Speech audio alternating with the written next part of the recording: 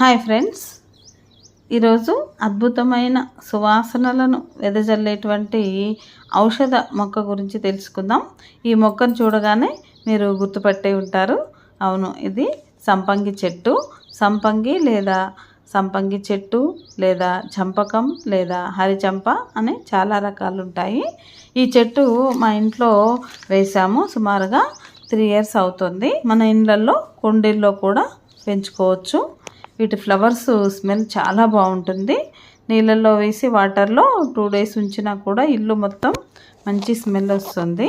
పర్వతమంత బంగారాన్ని భగవంతునికి సమర్పించుకుంటే వచ్చినంత పుణ్యం ఈ ఒక్క సంపంగి పువ్వును దేవుడికి సమర్పించుకుంటే వస్తుందంట. అంత అద్భుతమైనటువంటి చెట్టు ఈ సంపంగి చెట్టు.